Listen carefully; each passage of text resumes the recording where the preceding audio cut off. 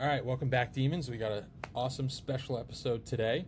A good friend of ours, Tom Smallwood, is joining today. Tom is a pastry chef by day, content creator, former contestant on Spring Baking Championship, Dodgeball All-Star. I know I'm missing a few accolades, but I'm sure Tom will fill us in as we go. Tom, thanks for joining this month. Yeah, And of course. we're ready to talk Game Changer, aren't we? Yes. Yes, so an exciting one, obviously a very popular book, TV show in the cultural zeitgeist right now. Everybody loves Heated Rivalry, everybody loves Game Changer, so we're excited to talk about it. Also, off the top, I'd like to mention again, we are raising money for the Trevor Project this month as part of the Printed Demons Book Club. A charity that was special to the both of us, and I think both of us find very awesome in terms of outreach to the LGBTQ community, operating resources in terms of suicide hotlines, mental health support, a ton of different things to help the community and help take care of all of us. So I think something that's super special, and I think if by all means, if you enjoyed the book, you enjoyed us talking about it, feel free to donate and join a great cause. So let's dive right into it. I think, I appreciate you joining, Tom. I appreciate you calling out this book. It definitely, as we'll get into, takes me a little out of my usual comfort zone in a lot of different ways. Even just from the fact I think I'm more of a person who reads a little bit darker fiction, a little bit almost like dystopian in ways, or like brutal history. So I think to read a love story was really great. I think the outside world is quite heavy as it is, so sometimes you need some levity and some good romance. I don't honestly, I'm not the most avid reader, but after Heated Rivalry came out, I was like, okay, wait, these are books. Okay, I'm gonna read the books. I've read all of them by now. And each one I take something different from it, but it's always just nice that things work out sometimes. Yeah, it is nice for a happy ending, for sure. And would you say, of all the series so far, is Game Changer your favorite? Have you reached another book that you like better in the series? Yeah, I really like Long Game at the last book to come out. Okay. I think it's a little bit, again, we're in a fantasy world, but it's a little bit more grounded. They're kind of dealing with a little bit more situations that would be real life, and it's not just oh, yay, we're together, everything's perfect. Things happen, things settle. You have to, again, choose your partner properly and wisely, and you have to choose them constantly. So I just thought it was a little bit more grounded and real, if that makes sense. Definitely. And I think we'll get into it with this book, but this is such a happy ending book, honeymoon phase of the relationship for sure. And there's obviously this big climactic event at the end, and it's kind of well, what happens next, obviously, and it's a whole series and all that stuff. But I definitely feel as a reader, where you kind of have that moment, it's oh, this is so great, but there's a lot more that's to come here, obviously, and so I know the rest of the series does a good job of getting into that. So yeah. And I know we talked last night, and you said not much of a reader, but how many books are you reading this year? I know you're saying you're a little more active. What's your usual reading intake? I read all 6 of the Game Changer series. Yeah. I read this book recently that was really disturbing, and I don't recommend it to anyone. And now I'm reading. What's the name of the book? You can't recommend it, but at least give us the warning of the book. It's called The Sluts. Okay. Basically, you're just reading reviews of escorts through a web browser, online forum. Okay. It gets extremely graphic and really unsettling. Don't recommend it. And then I'm reading All of My Family Members Have Murdered Someone. Okay. I'm really liking this. It's the author is very tongue-in-cheek about it, of being I will give you as much information as I can give you in that current period of time, but also he kind of stated like, hey, there's going to be a murder on this page, this page, this page, this page, and this page. He takes you in and out of the narrative. It's fun. I like it a lot. Awesome. That sounds cool. Everybody add it to their summer reading list. Give it a look. And before we dive in, what I think is the biggest question with this series, is it the books or the TV show? What do you like better? I love the TV show. I love the TV show. I think what is fun about the books is that you see how each of them are feeling. Like, no actor can portray the inner monologue as well as a book can, of their anxiety or fear. Like, you're reading inside their mind. I think the books just kind of get you to peer inside the character a little bit more than just the actor can portray. But I really do think that Jacob Tierney did it really well. Like, the material could have gone like a little bit even more salacious, and he took and boiled it to a point where it was palatable / you still got what you needed, and really developed the characters properly, and the shots and stuff, and the music was great. Yeah. So I say TV show. Okay. Yeah, and I think too, like, I think the music is a big thing with the TV show. Like, they do a great job setting the tone. It's like bringing you into this world. It's very like it's very cinematic in a lot of the ways they do it. And then also, you know, I just think like once you've seen the TV show too, for me, so I've watched the TV show, and then to read the book, it's impossible not to think of the characters and think of the other people while you're reading. So you now put the actor as those. You put the character as those actors. Yeah. Have you watched any of Off Campus, the TV show? No, I haven't. Okay. I understand that it's basically like straight heated rivalry, which I'm like, no one asked for this. Right.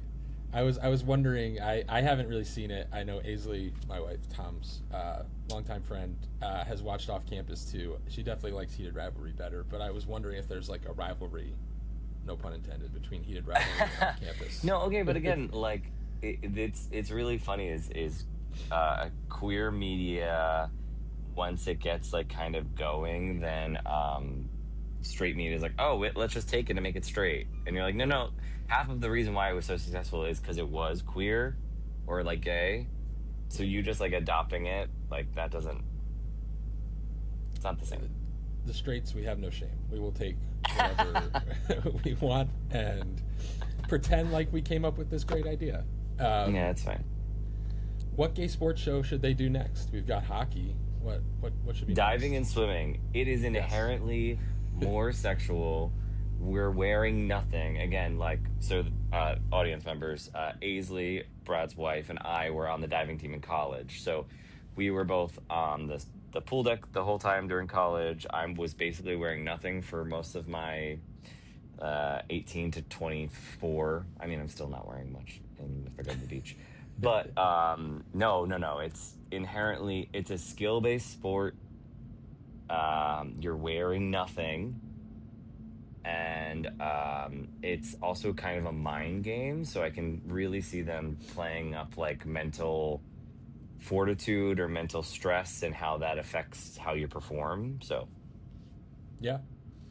No, I think, and I feel like we don't have a good swimming diving show regardless. I think, like, right? Like, is there one I'm missing? So there was what was the one on Netflix? I think it was like a Spanish one. I think there was like swimming or something, but they only really ever focus on swimming because they can never get like a diver. Like, make it diving. Just make it diving. Right. All of them are gay. Everyone's basically gay in diving. And we had I feel like we were in high school. Was it Swim Fan? That was the other one. Oh, like, yep. The movie, but the movie, yeah. We need better swimming, diving media. So somebody get on it. There's a big opportunity there. Let's write it and sell it, and then we'll become millionaires. Okay, yeah. Backtrack. Nobody steal this idea. We're working on it. It's already in process. We already have a rough draft. Yeah, cease and desist. So we're on it. Sweet. I asked this question of everybody that comes on before we dive into the book. What stigma are you looking to break down by either joining this book club or in your everyday life. I'll start for myself. I know that, well, really two. One, this month, I hit it in one of my recent updates. For me, dealt with the loss of a family member this month. Very difficult, a lot of emotions, a lot of stuff going on. And for me, I had to step away for a little while of doing this, which is more of my passion project and stuff I have on the side and stuff that I really need to have my heart into to work on. So for me, it was like knowing it's okay to step away for a little bit and take care of yourself and some other things. And in my head, I'm like, oh, I'm starting to get momentum with the channel and do things like stepping away. That sucks. But it's like, well, if I don't take care of myself, I need to do that first to really do it well anyway. So that's why that absence was there. And the second part, I think, is, which we'll get into, is just reading this book. It's okay to be a straight guy and read Game Changer. It's okay to be a straight guy and watch Heated Rivalry. Like, I think it seems basic to say, and I think more and more it's a part of everything that is part of our culture. But at the same time, like, I don't know, sitting on the subway or sitting on the bus reading this book, you don't know what people are thinking or what they're going to say. So it doesn't matter to me, but I think just for everybody, it's okay. Read the book. It's awesome. It's it may revolve around gay themes and some spicy gay moments, but at the same time, it's a universal story. It's a universal love story. It's a universal story about two people who really care about each other, and that's something we can all relate to. So that's my spiel for it. So I'll throw it to you, Tom. Yeah. Oh shit. I guess my main takeaway of like just getting back into reading in general was Yeah.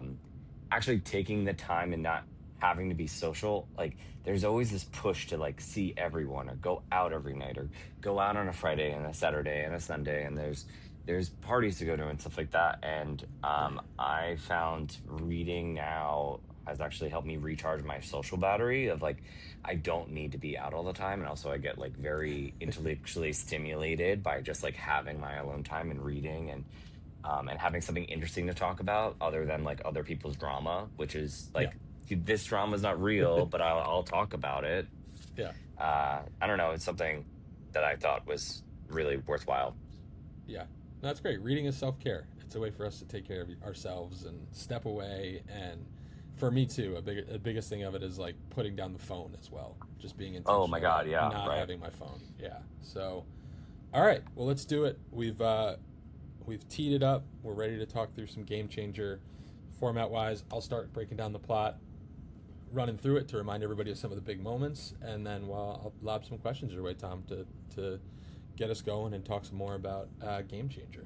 Yeah. That's it. So let's do it. So, all right, Game Changer, plot summary. We start, Kit works at a smoothie shop called Straw and Berry, and Scott walks in as Kit is sleeping behind the desk and comes in, or as he calls it, resting his eyes.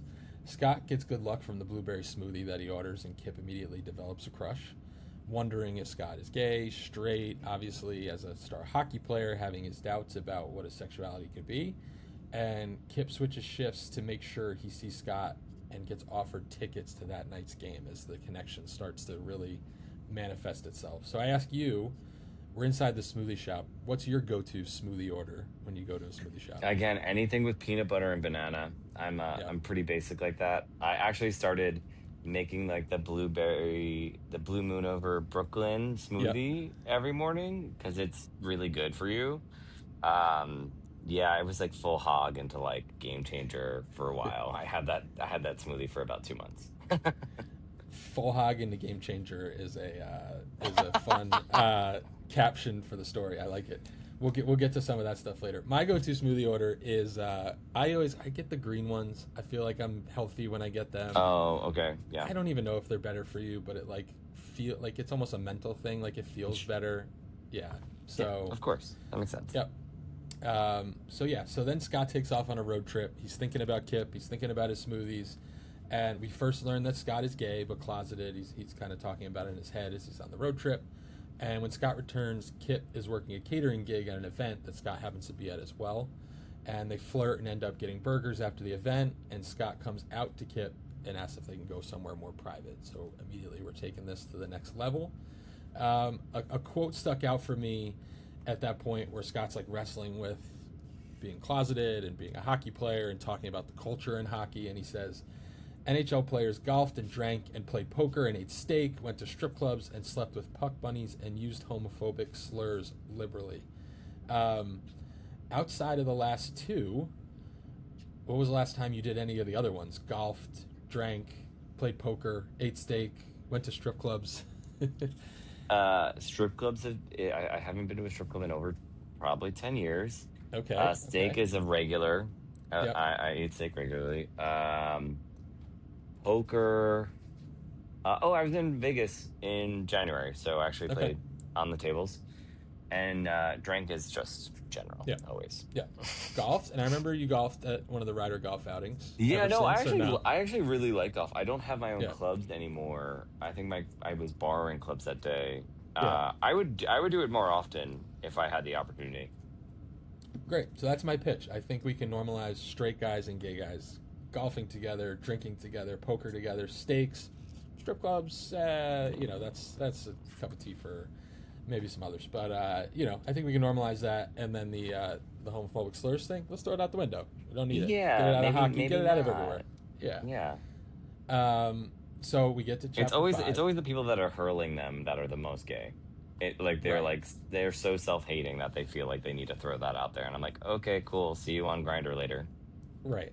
Well, yeah, and we can get into the whole, like Republican National Convention crashing Grinder every time we go. It's usually people overcompensate for too many things, right? Yeah. Usually thou doth protest too much, right? It's if you're talking too much about it and spending too much time thinking about it, where's that really coming from? So Mhm. at a psychological level.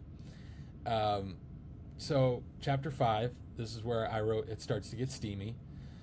We learn that Scott is a bottom, and Kip says a superstar athlete feels more toppy. And to me, how common is that in the gay community of stereotyping top versus bottom? And how often would somebody be surprised by who's what? It's probably less. It, from the outside in, you think these very big muscle guys are like always tops, Mhm. and they're always bottoms.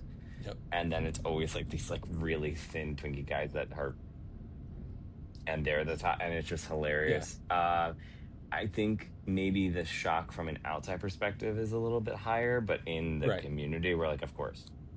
Yeah. And We there's know. a lot more people are, I would say a lot more people are versed than one. Yep. Like they might have a preferred, but more times than not, everyone kind of like does either, like does both. I like this. I'm almost thinking, like in the podcast, there should be that the more you know comes across as you fill us in on that, and as we learn with Scott, as he says he's a bottom, but obviously he enjoys multiple positions and experiences as we go through this book. Why limit yourself to one? Exactly. The world's our oyster. After they finish doing the dirty, Scott asks Kip to stay the night. We learn Scott grew up poor and his mom died when he was 15 and left him without any parents, and came from a tougher upbringing in upstate New York until ultimately becoming a pro hockey player. Scott stops back by the smoothie shop to give Kip his number for a Sunday meetup, and Kip heads over for some immediate mouth and hand stuff to completion at Scott's apartment. They have a conversation about Scott being closeted and agree to keep the relationship secret. And then they get back to freaking again and confirm Scott eats booty, go off king, and Scott playing poker gets a hard time about his love life from his teammates. So at this point in the book, we've already had a couple sex scenes. Can you guess how many sex scenes were in the entire book Game Changer? 1, 2, You remember 3. them vividly. Yeah. I think 4. I'm gonna guess 6 or 7. So I don't know how. Again, this came from a quick Google search, and I think Reddit. I don't know how they qualify each, because there's some phone stuff, there's some video stuff. They said 15. So And we had about 30 chapters in the book, so pretty much once every other Damn. chapter, we I are don't getting remember busy it. here. I don't remember it that frequent, but uh, so yeah, so we're into it quite often, and these two enjoy each other, and that's awesome. I think for me, it came up as like, okay, straight guy reading all these parts about, two guys having sex. Like, how does that impact you reading the book? And to me, my answer was like, it's two people who love each other, and obviously we're like really into each other, and another person, taking care of another person sexually, emotionally, whatever it is, like that's hot. I'm into it. It was yeah. interesting. Like I thought it was, it's not something that is to me off-putting about the book or like made me uncomfortable. It was just like, oh, here we go again. These boys are back at it. Let's go. So, Again, I think there's a what was it? I think it was like Glee when like Kurt came out and he's like, "Oh, you're just worried about me being gay," and it's like, "No, no, like." In like straight relationships, you usually have like one like person that's rebuffing or like mhm. telling them no, and the other person's like, yeah, let's go. But now you have two guys, and more times than not, then both are just going yes. So it's just gonna happen a lot more than you expect. Yeah, So I was just like, it's kind of that. That's what happens. nice, nice. 15 times that's what happens. So Damn. yeah, good for them. Yeah. Um, so we are moving on. Chapter 9, Kip's first Valentine's Day with Scott, and also he says this is really his first on his own. Um, and he's wrestling with what gift do you buy a millionaire, the guy who has everything, and he ends up with a sentimental gift of some socks that are blueberry like his favorite smoothie. And after another romp, they end up taking a bath together. And I ask you, how sick of a New York City apartment brag is it to have a bath big enough to fit two grown men in it? That's a huge brag. I mean, Yeah. I don't know. I haven't even seen a bath in a New York City apartment. Yeah, I mean, we have the shower, like, step in bath, but I'm like, I Yeah. don't even think I could fit in that, like, comfortably. Like, imagine No, yeah, having I somebody we have else, like, technically we have a clawfoot tub. We have a clawfoot tub that you have to like step into, and I tried to yeah, take a bath in it once, but the only way to do it is with your back facing the door, and I've seen way too many murders off putting. happen like Yeah, that, so of course that's not happening. yeah, safety first. I get it. Any other great New York City apartment brags? I always think like when I see people, sometimes two, they have like two giant dogs, and I'm like, how do you like? That's crazy. Like, that's a sick apartment brag out in the wild. I always feel I like think patios, two a balconies. patio, Yeah, patio balcony is kind of crazy one. I had a friend who has a view of like the Chrysler and the Empire State Building in yeah, his apartment. So on one end, that apartment's the stupid. views. Yeah, and then the most like basic one, which you tell anybody outside of New York City and they think you're crazy, is in unit washer dryer. Like that's a sick brag. And then you explain to people who don't live in New York, you're like, no, it'd be great to have in unit washer dryer, and they're like, wait, what do you mean?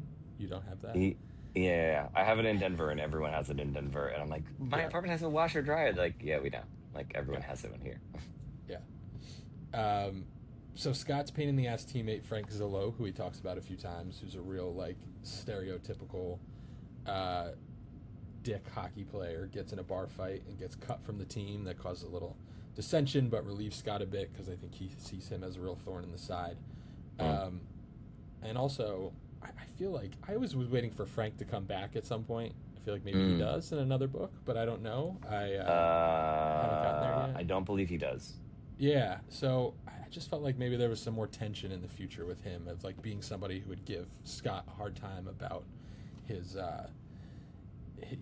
his coming out eventually as I think that gay. was more of um a thread of how everything can be taken away from you from just one Yep. mistake. I think that was Yeah. more of that Okay. was the literary like he was not acting in accordance to what they expected of him, and they let him go. So as much as these millionaires and these athletes believe that no one can touch them, Yeah. they can cut their contract, and then depending on what the severity of that is, then they have no life. Yep.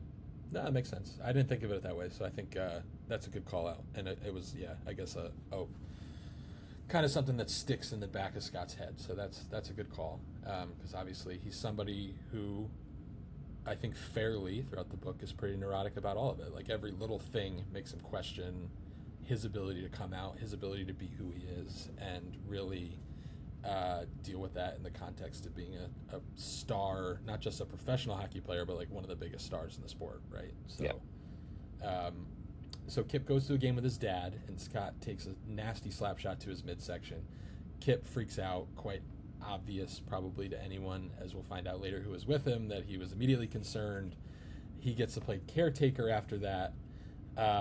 So I wanted to tee you up. I know, as I mentioned before, a star dodgeball athlete, you've had some nasty injuries. What are the toughest injuries you've had in your dodgeball career? Even going back to your diving career, I don't know if you had any diving injuries. Yeah, no. I mean, high school, I scraped my body all the way down the board, so I Mm. like missed a hurdle and I slipped, and then I just took the board this way and then scraped my whole body. That was a good one. Diving, I've bruised my eyelids. I've smacked my back so bad that I was coughing blood a little bit.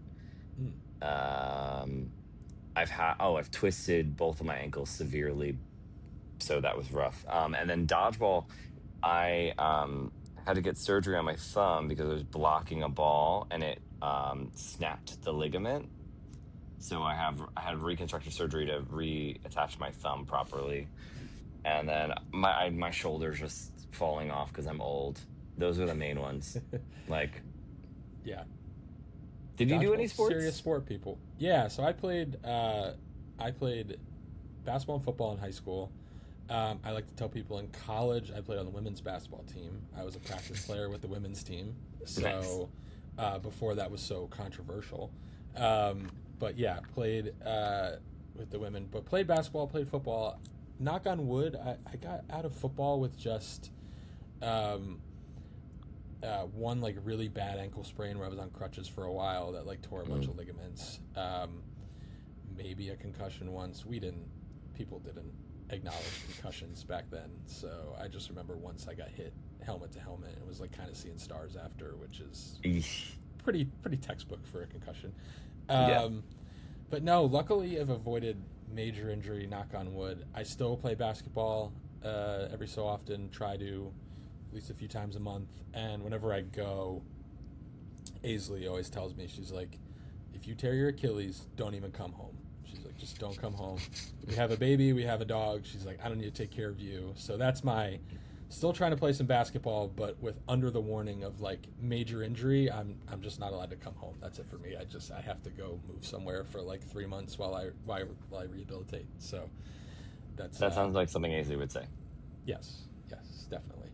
So the line's been drawn there. We'll see how much longer my basketball career goes for, but trying to hang on a little bit and stick with it. So all right, as we go, they attend the big Equinox Gala together, where Kip wears a tailored tux of Scott's, which is very cute. And Scott and Kip are awkward the whole night, but Scott and Elena are able to share a dance. Elena's Kip's best friend, and she gives Scott a stern talking to, don't break my friend's heart, and sizes him up, and ultimately really likes Scott.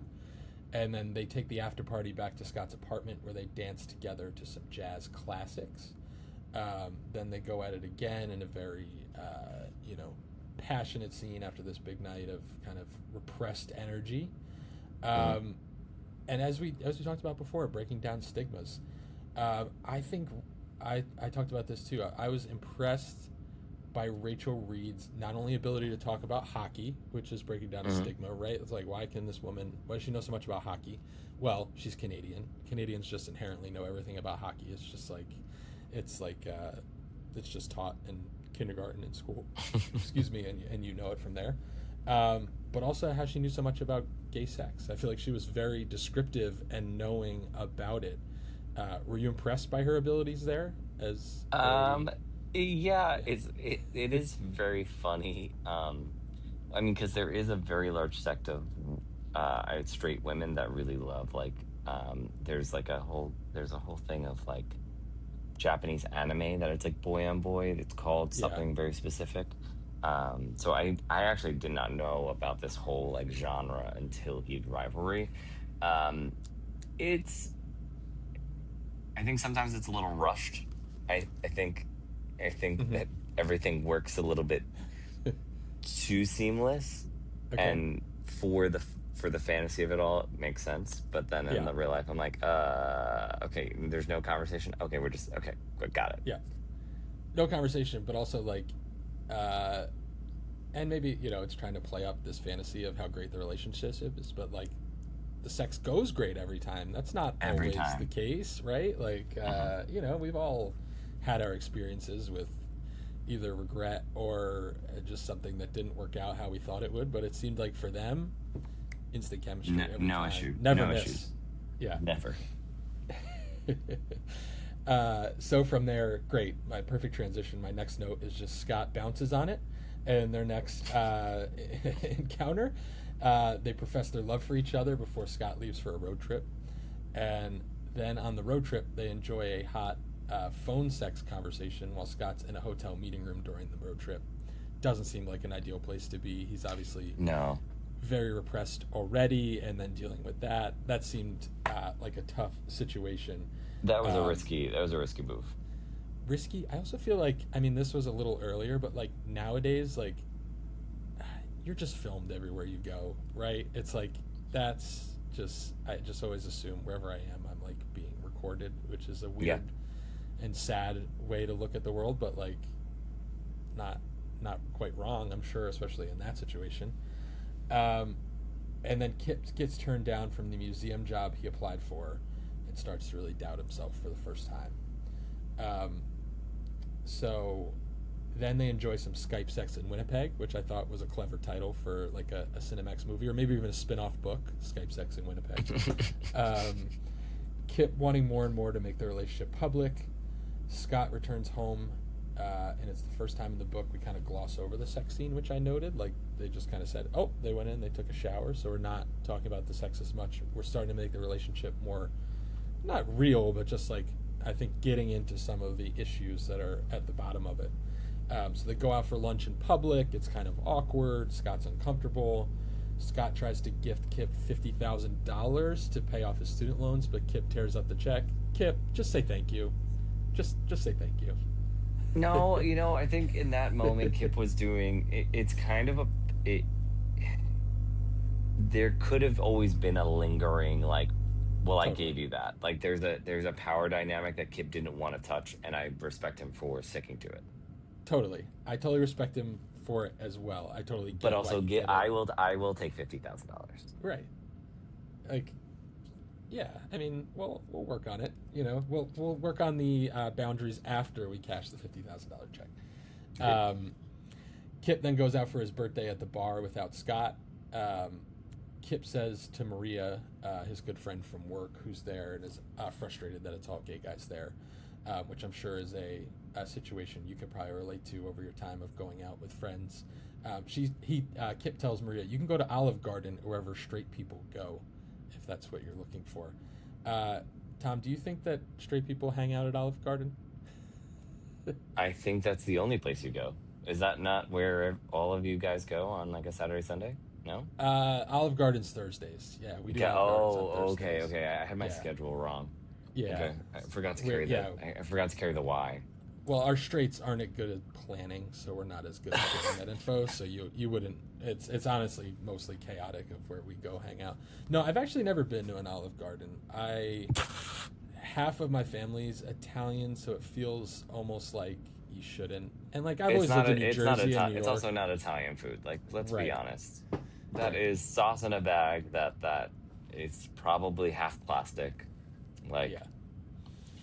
Uh, no, you know what's funny is actually I was out last night, and there was like a very beautiful woman there, and obviously she's straight, and her like guy that she was seeing was also there, and I'm like, why are you both at a gay bar? And like, oh, all of our other friends are gay, and I'm like, okay, that's yeah, fine. Like, so long as the ratio is like a 1 to 1, like you okay, brought your one straight friend, yeah. or if there's two gays and there's one straight, that's fine.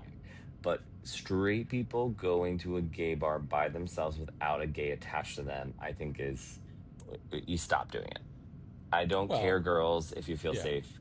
No, this isn't your okay. bachelorette party. This is our Friday. Yep. stop coming. We don't want you Yeah. there. Yeah.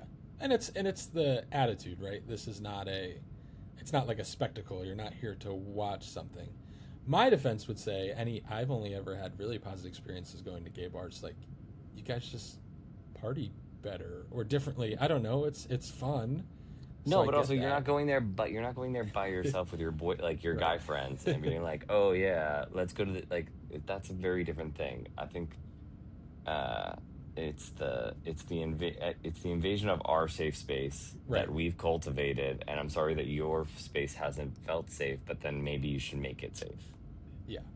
I had a very funny story of this was, God, it's probably 10 years ago now. I went to Vegas with some friends, and it was 4 or 5 of us. We were out in Vegas, and I have a buddy who used to live in Vegas. So I was like, and it was my first time really going. I think it was my first time going out there. Period. And I was like, hey, we like Sunday we have a free day. Like, do you know like a good pool we could go to like hang out and just like chill for the day?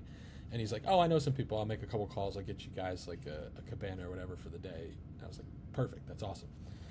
So he does it. He sends me the text and he's like, all right, I got you guys in at the Luxor on Sunday. And I was like, cool, awesome. And then like right before the trip, I go and so ultimately like the funnier scenario is if I didn't, but I look at the like website for the Luxor and I was like, oh, what do we need like wardrobe wise or whatever? Like, what do we need going to this thing? And I looked and it's like Sunday, the biggest gay pool party in Las Vegas.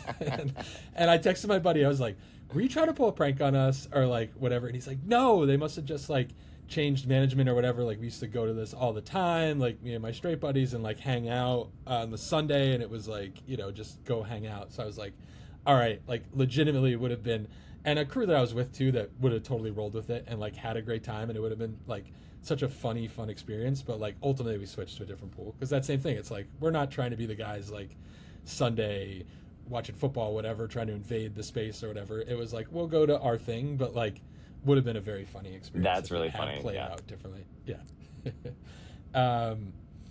Scott picks, so we get back into it. Scott picks Kip up from the bar and makes him breakfast the next morning, and they go out for a day at the Met, which again, Scott very uncomfortable, and they ultimately get photographed together, which ends up online, and it freaks Scott out.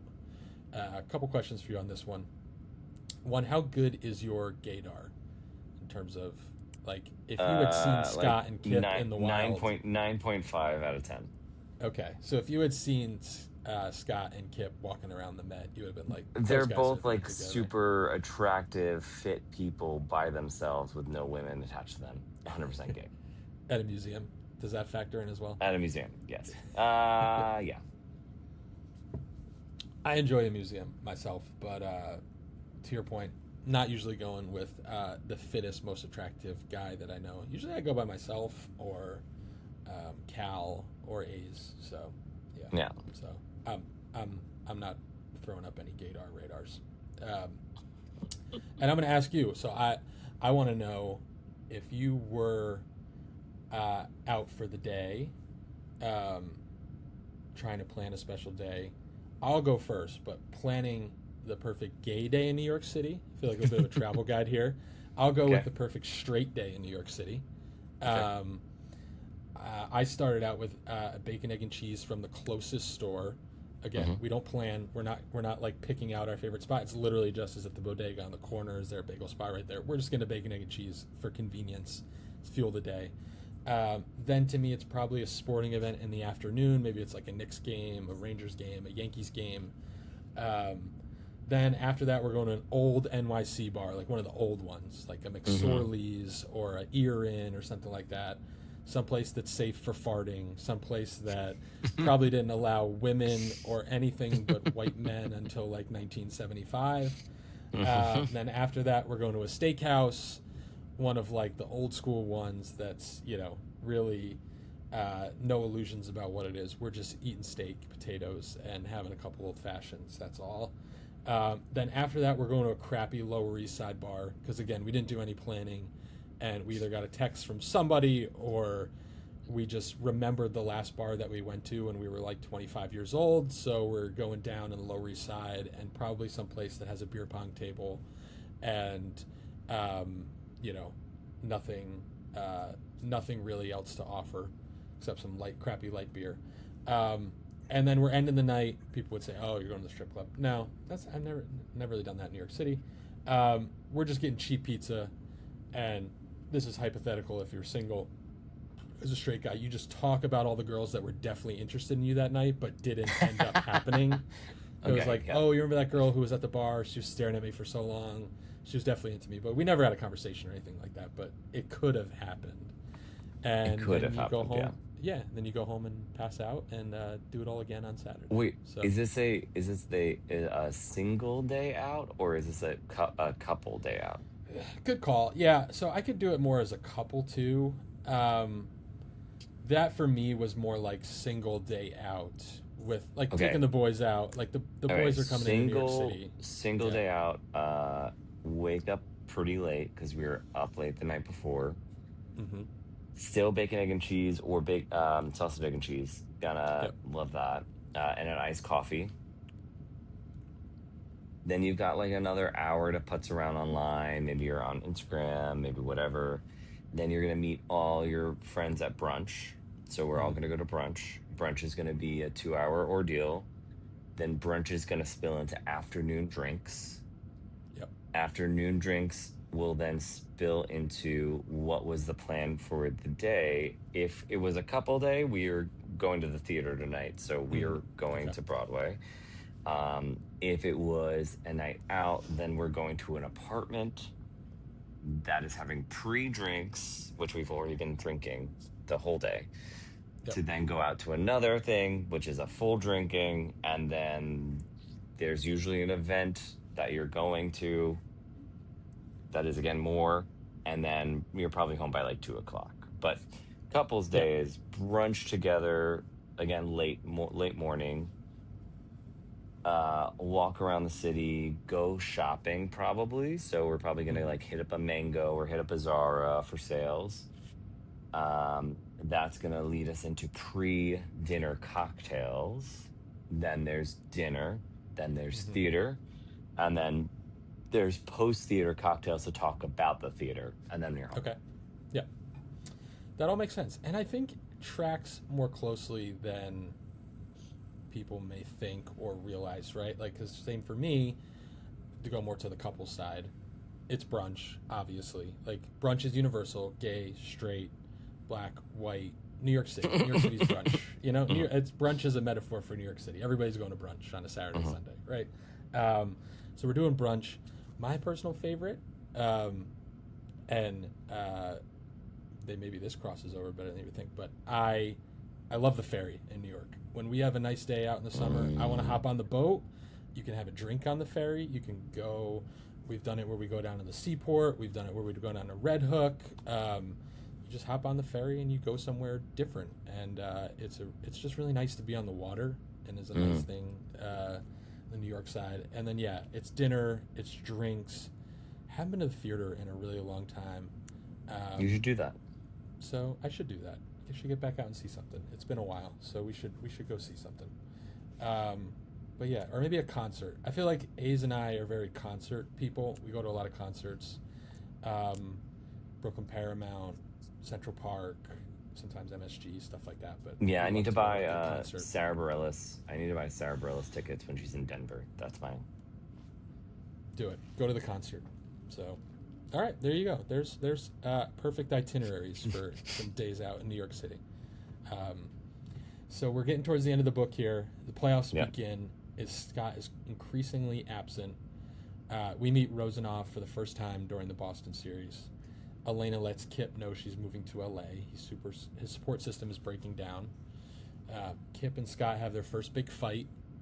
Obviously, over where they want the relationship to go. Is Scott going to come out? Is he comfortable with himself? Will he be able to give Kip what he's looking for? Can Kip give Scott what he really needs? And questioning that aspect of himself.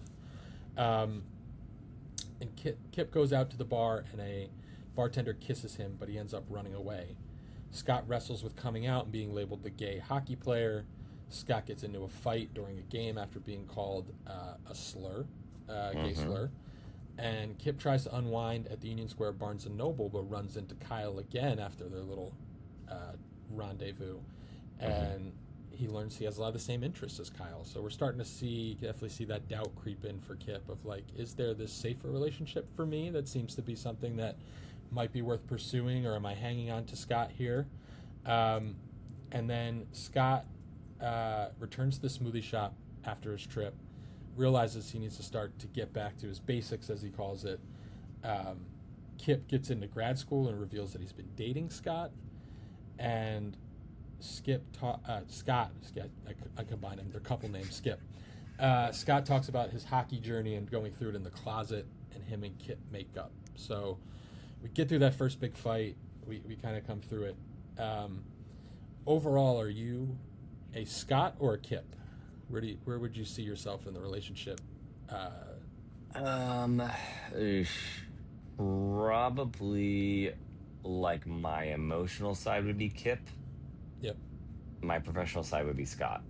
Like I'm Okay. just like everything's fine. Like why are you like trying to rustle? We're good. Like we're fine. And then my bleeding heart is like, why can't we hold hands in public? Well, why don't you talk to me about me like in an Yeah. interview? Like why are there no pictures on me on your Instagram like that? Yeah. Yeah. Yeah. Totally get that. I think I'm definitely a Scott. I am totally always calculating in my head and thinking about all scenarios and overthinking things too, and trying to, and it's not even just, I don't think Scott's always thinking about himself too, right? It's like I'm definitely a people pleaser where he's thinking about Yeah. how will this affect my teammates, how will this affect um like my agent, my coach, my, like, all these people who really ultimately, like, it's a way for him to kind of play on his insecurities, but he does necessarily think about all these people and how it would change just the way his world would operate and how he'd be able to operate with these people. So Yeah, which is kind of it's always horrible, especially if you're the breadwinner for a bunch of different people. You feel a little bit yeah, more weight, like you can't do exactly what you want to do. You would love to, but there's too many yeah, people that rely on you. yeah. And so I want to get into too, just also like as a theme of this entire book, like the idea of coming out as part of being a professional athlete, and just how few times we've actually seen it. And it seemed like when I was researching it, like there was a bit of like almost it seemed like people thought like the dam was breaking a little bit, and it's around 2014 we had our first openly gay player in the NBA, Jason Collins, who played in the NBA. There was John Amici, who had come out earlier, who came out after he finished his career. Michael Sam was a star college football player who came out but was cut before the season, was drafted in 2014, kind of stuck around for a little bit, but didn't really make a team in the NFL, and people had questions about what that had to do with his sexuality and all that sort of thing. Baseball, there was an umpire who came out around the same time. We've really never had an open baseball player that's been playing. We've never had a hockey player, so obviously that was something interesting. I think there's been a few hockey players in like the minor leagues who have come out, but no one in the NHL. And then on the flip side, um, the WNBA, women's sports, it's become very commonplace for people to talk about relationships or same sex relationships. There was even quote unquote controversy around this year. The Dallas Wings selected Ozzy Fudd, who was rumored and to be dating their star player at the time. So they used their first pick to potentially draft her girlfriend, which obviously people had plenty of opinions on, other than like also she was deserving to be the number one pick, which was separate from the conversation. Um, so I mean, how do you feel about it? Does it like bum you out?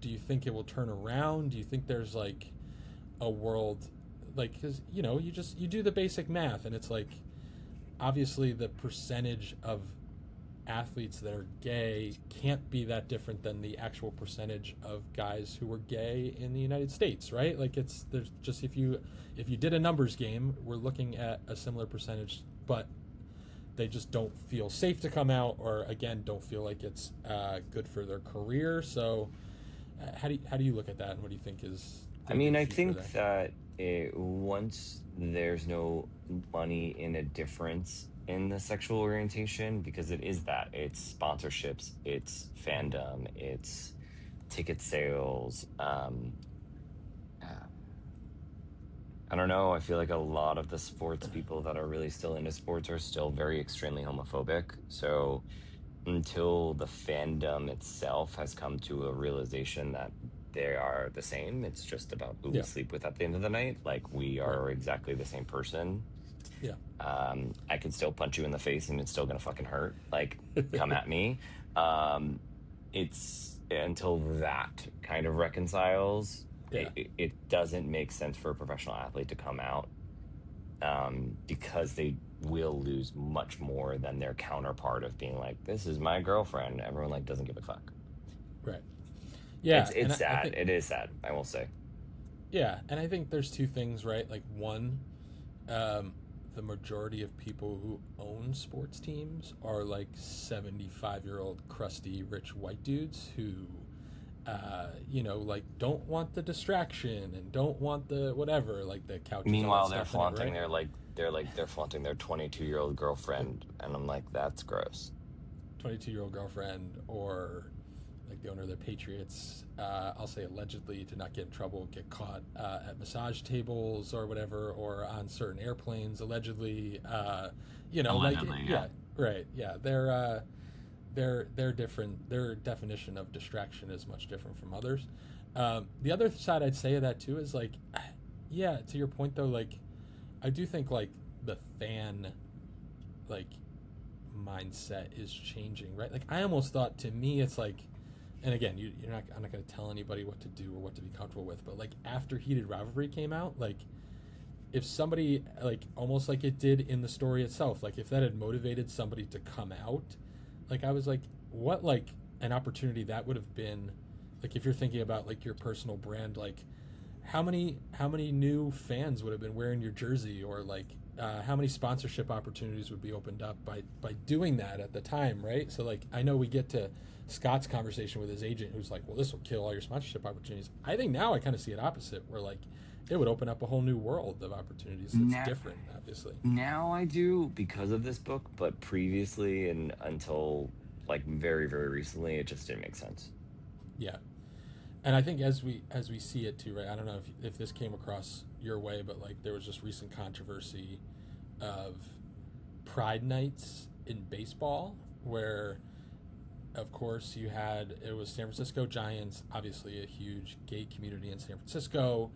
Um, for background, like only them and the Dodgers are, I guess, like allowed to do special Pride gear as part of like their uniforms that they do.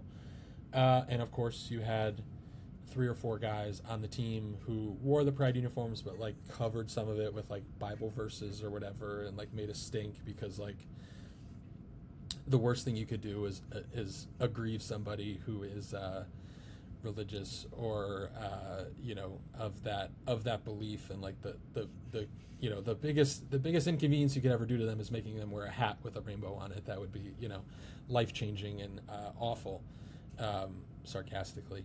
But I think that was like eye opening too. And of course, our media environment now of all these people who come in with opinions of these guys shouldn't be forced to wear it, and also it was optional. They didn't have to wear it. They chose to wear it and put this message on their hat as well to get their own message across. So that becomes a part of it too, right? Like of the teammate aspect and all this cultural aspect around everything else.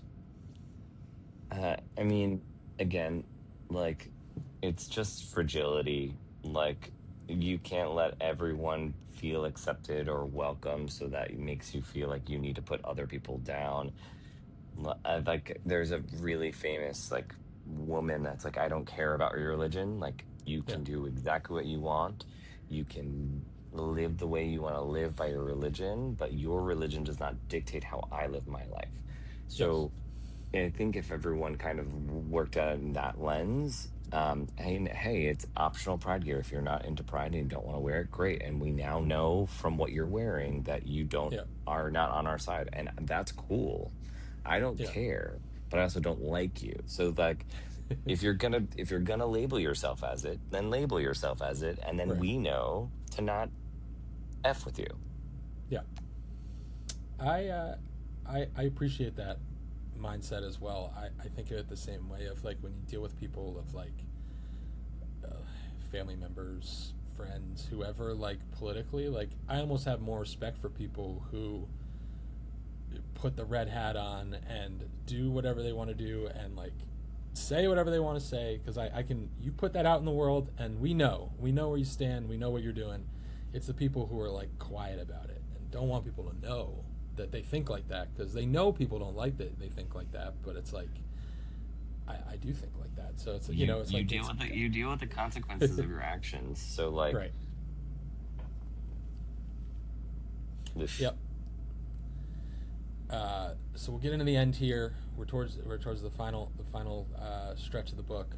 Scott comes out to his agent, which we talked about, who's not immediately supportive and just seems to give bad agent advice overall. And Scott seemed kind of cool with it. I guess they kind of brushed it over, but just seemed like a poor. I would have been like, all right, well, I'm getting a new agent. I don't know. honestly, That seemed like what was needed there.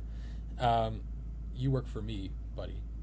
Scott vaguely talks to his teammates and best friend Carter, who jokes if he doesn't reveal his relationship soon, people will think he's gay, which I think is a common, probably, refrain in a locker room or from guys. Hey, man, if you don't show your girlfriend soon, everybody will just think you're gay. So Scott then comes out to his three best friends on the team. So feel free to share as much as you want, but what do you think that experience, like, what was that experience like for yourself? And, you know, being an athlete and coming out to teammates or you know, sharing that with people that you really care about, like, how could you relate to Scott and how nerve-wracking that must have been for him in terms of sitting down and sharing? Yeah, of course. I mean, like, when you're an athlete in a sport, again, wearing nothing, you're in a locker room all the time. You want to make sure that you're not making anyone uncomfortable, and also, like, at the end of the day, you have to kind of, like, put it in the sand. Like, I'm not attracted to my teammates. Like, this is something that is outside of this. I'm not into any of you. All of you also pee in Gatorade bottles and, like, leave it on your windowsill because you don't want to go to the bathroom because you're gross Right. straight guys. Like, And you don't find that attractive? no, that's not on my list. Okay. No, it was nerve wracking because, again, you're still. I was like 18, like, still kind of figuring out everything. You're still, like, kind of. I mean, guys, I feel like go through like 5 puberties. Like, you go through your main one, then you are 18, and you're still not, like, mentally developed until like 25. So you just picture the worst. You hear about the worst of, like, people coming out in college and then the frat hazing them and then they die. Yep. Like, you always have to have the worst case scenario in the back of your head. I thankfully had a very supportive team and coach on the diving team, and it wasn't as bad as it could have been. I mean, it wasn't lovely. Like, there was still there. I remember a teammate saying the slur that everyone hates to me, like, my freshman year, and I flipped out and I lost it. And it's never easy. Yeah. I'm hoping it's gotten better for other generations, because now I'm out of school almost. We're coming up You on don't have to 20 say. years. 20 years for 20 years. I mean, I still look 25, so I don't know what you're talking about. Right. But Right. Exactly. I hope that it's gotten better for people. But yeah, I mean, it's always just nerve wracking. You run the worst case scenarios and hope they don't come true, but you're ready for them if they do. Yeah. Yeah. No, and I appreciate you sharing. I think I could tell there was some Scott in there of how will this affect my teammates and how will they react to the news, where it's like, but it's you, it's your news and it's yours to share, and make, like you said, make the situation better for yourself of being able to go and compete every day and not have to worry about everybody else's insecurities or everybody else, what they're thinking, or what, you know, it's like, it allows you to go out and do your thing and not have to worry about what everybody else is bringing to the table, right? So Yeah. So as out of that, we get to the happy ending. I said you could almost hear the music coming through from the TV show, as you know, as you hear it. That song that everybody knows. I won't try to sing. Maybe I'll drop it here. But you know, Scott ends up surprising Kip at his parents' house and reveals the relationship to him. Scott also asks Kip to move in with him, and then immediately after has a conversation with his coach to let him know who he is, shares about his own experience as a quote-unquote trailblazing black hockey player and how he didn't want that to define him either and just wanted to be a hockey player, and like that's just part of his story. It's not the part, it's not the story. which Scott, I think, really resonates with him and helps him kind of materialize everything he has here. And then Scott and Kip go on a date to a swanky restaurant. And then, as I said, the real happy ending starts. We get the the Stanley Cup Finals, clinching game, Kip's in the crowd, proud partner, tearing up, and then all of a sudden we get Scott telling him to come out onto the ice. We see it a bit in the show, but like super impressive to get onto the ice. First of all, security, especially at MSG, I don't know what they would have done. Second, like to get over the boards, like they said, that would have made me so nervous in front of all those people. More than the kiss, I would have been like, you want me to climb over the boards and not like break my legs, or like I would just be imagining like Parks and Rec, get on your feet, sliding across and busting my ass, like so kudos to Kip on pulling that off.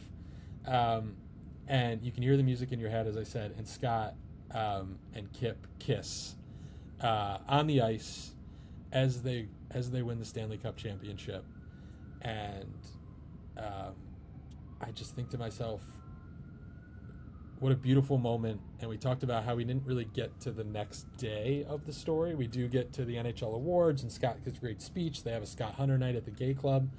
I also picked up, as a astute reader, all of the allusions to Rosanov potentially being gay as well, that are little Easter eggs hidden in there, some not so subtly, especially as he's dancing at the nightclub the last night.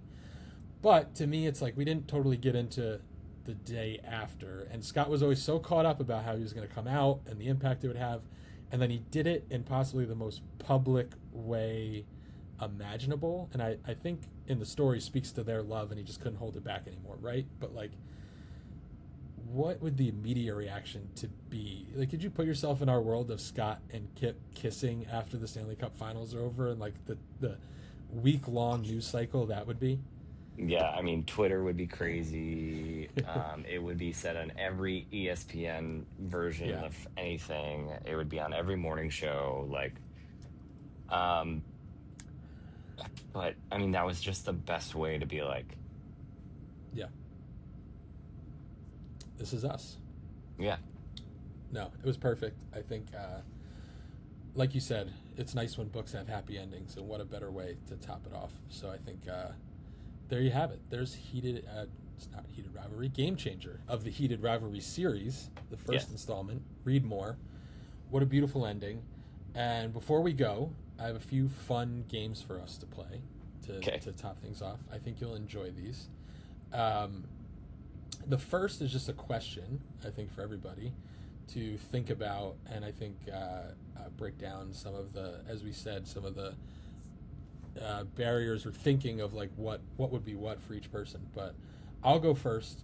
What is the gayest thing you've done lately, and what is the straightest thing you've done lately? So for me, I would say the gayest thing I've done in the past week was I finished Game Changer yesterday. I'll have posted a video about it already. I finished Game Changer while getting my pedicure yesterday. And so I think that was it just put me in the right mindset to finish this book. I had like 40 pages left. We got a pedicure, Aisley and I together. And so that's how I finished the book. I also thought in my head when I talked about this, underrated thing, or maybe not underrated, but underreported, bachelor parties are maybe the gayest thing straight guys do, and I think not recognized enough or acknowledged enough of people who probably that go on a lot of them are maybe homophobic or talk about things that they shouldn't talk about. But all we ever do at bachelor parties, guys, is like run around and slap each other, like guys, kiss each other. Straight guys are real handsy, real affectionate, like, and the whole time everybody's in a great mood, very handsy, very affectionate. And like certain of the guys, you would say like, oh, like you're being kind of handsy. They'd be like, no way. But like in the moment, they don't even think twice about it. So a bachelor party, I'll say it, bachelor parties are super gay in a great way. Right? They're a lot of fun. So, and I'll say the straightest thing I do is quite obvious. Last week, went and played a round of golf and drank a bunch of Miller Lights, which I think are probably like the straightest beer, probably. Yeah, I I would don't agree. even I like would them agree with that that. much. Somebody else ordered them, but I was like, yeah, we're on the golf course. We got to drink Miller Lights. So there's my gay straight split over the last week. Gay is saying I was on Fire Island this past week, so that's pretty Hmm. gay, and wearing all my speedos. Straightest. Eesh. Uh,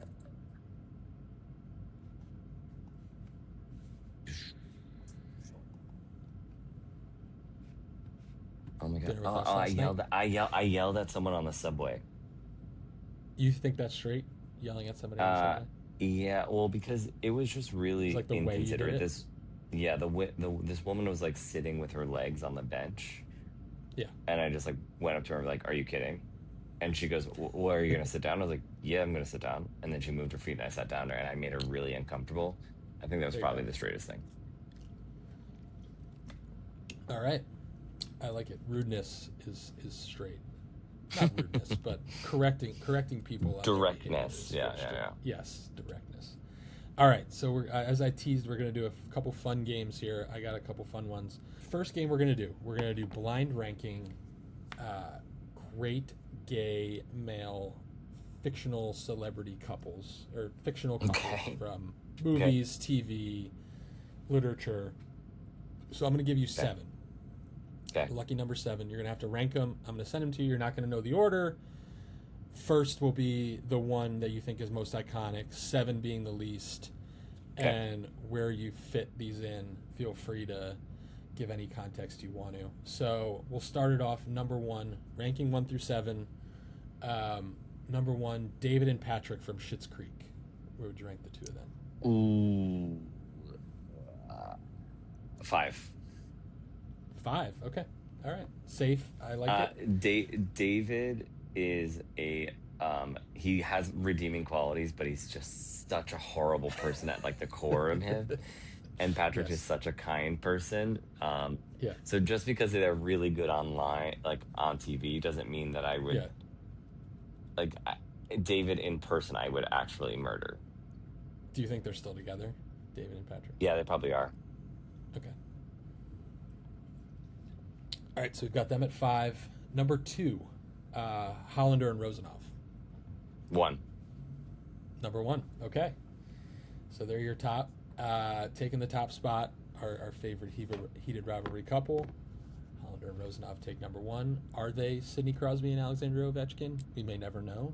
Maybe once they're retired and want to share Ooh. their stories. It seems to mirror their lives in a certain way. All right, third choice here. You've got one and five taken. Nick and Charlie from Heartstopper. Oh, they're so sweet. Four, because they're Four. babies. They haven't actually had like real life experiences or like Okay. besides Charlie's mental health issues, like they haven't really been tested by the outside world. So Yeah. four. All right.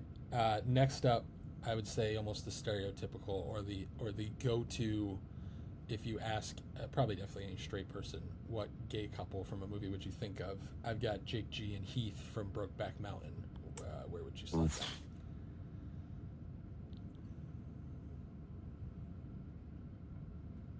Six. Six. Okay, so we've got Because Heath never wanted to deal with it, only wanted to use Jake to yep, get what he wanted. Jake wanted more, and it was there at an impasse. So more tragic. they Yeah. yeah, it was like really tragic. And also like I'm over all of the gay stories, like someone has to die or someone has AIDS or someone has HIV. Like get Right. on with it. I love the story. It Right. was still very meaningful, but Yeah. next. Get rid of that stereotype. Great. Okay, so we've got 2, 3, and 7 left. Okay, I think you're playing this pretty right. I'm interested to see where this one goes. Your next up is Stefan and Seth from the Weekend Update desk.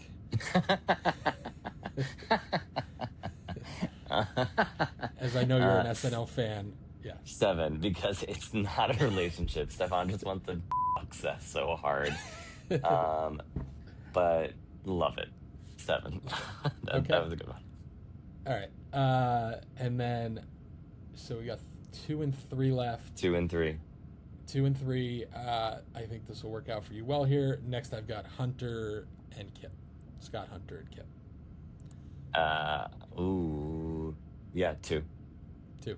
All right, so Heated Rivalry sweeping the top 2 spots at the podium.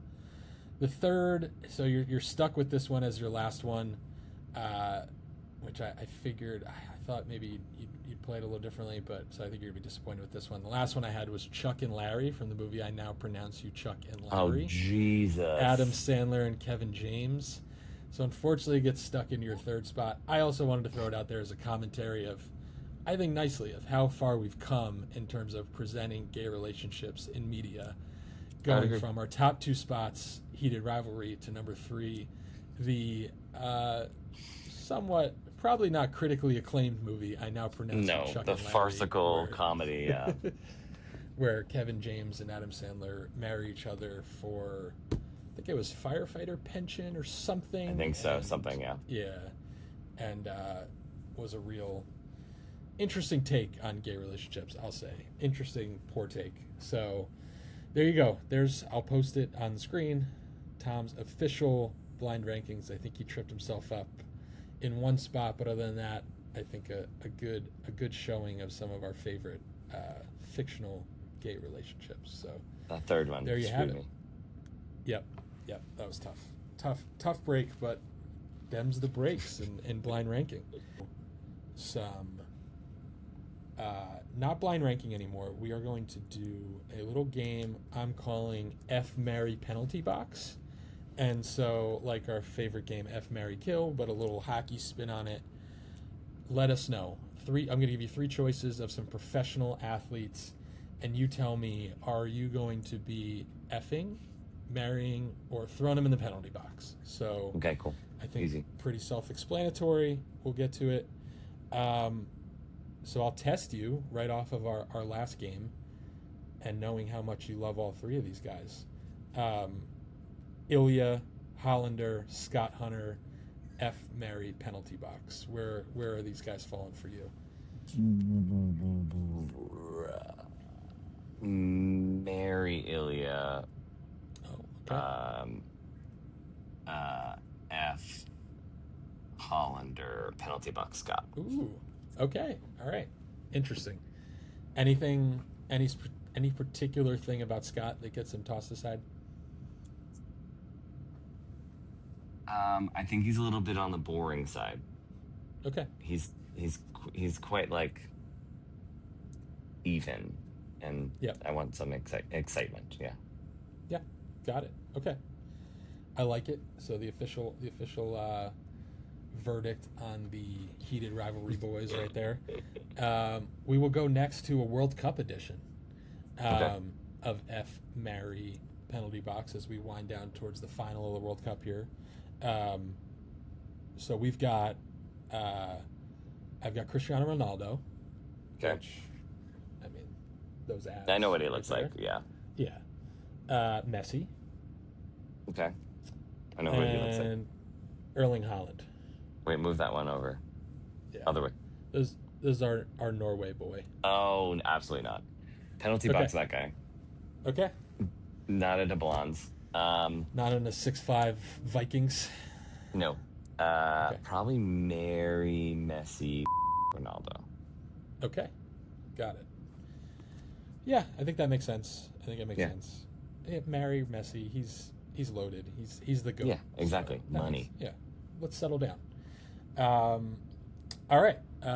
We will do football here now. Okay. We are going to the gridiron with some of our favorite gridiron hotties here, or not hotties. We'll see what you think. First being the newly married Travis Kelce. Second being, I saw the face, and yeah. The second being Josh Allen, who I don't know what he looks like. He's married to Haley Steinfeld. I heard he's a big MAGA. So really, penalty box already. All right, I hadn't heard that about him. And Joe Burrow is your third here. Blondie. I guess marry Kelce after he divorces Taylor Swift. Yeah. screw the Yep. last guy, and then Haley Steinfeld's husband can get penalty box. Okay. All right. So there you go. That does it for our NFL players here. All right, let's go to the next one. Instead Okay. of that, we'll go to baseball bears is what I'm calling this other one. Okay. This one, an old pitcher for the Yankees. He's David Wells. He's a Oof. big boy. I'm going to test Uh-huh. you on this one. We got John Kruk, big, Eesh. thick, meaty man from the 80s, stereotypical baseball player. And we got big, sexy Bartolo Colon. Are you throwing all these guys in the penalty box? Yeah, do I have to? That's rough. I So you're not into guess the baseball bears. no. No, I'm not. I guess All right. the first one penalty box, screw the second one, and then marry the third one. Great. Just tough. Great. Just I have to do it. Just off quick vibes. All right, so that's it for Game Changer. Tom, what's the last lesson from this book that's going to stick with you? That is always going to be part of what you think about Game I Changer. think at the end of the day you have to do what's right for you and make yourself happy. And there will always be people that will think less of you no matter what choice you make, so you have to make the choice most right for yourself. Agreed. I think that's a great way to look at it. I think this book is great about being true to yourself, about taking care of what you need, and trying to make legitimate change in what and how things work and how things are going. Because ultimately, we need to make the kind of world that we all want and want to be a part of, and we need to stand up for that. So I think kudos to Scott Hunter, even in this fictional world. Hopefully, in the real world, people will start to catch up and join him. And Tom, thank you for joining us. This was a lot of fun. Love talking Heated Rivalry. Love talking Game Changer. I appreciate all your time, and thanks for joining us. Of course. Thanks, Brad.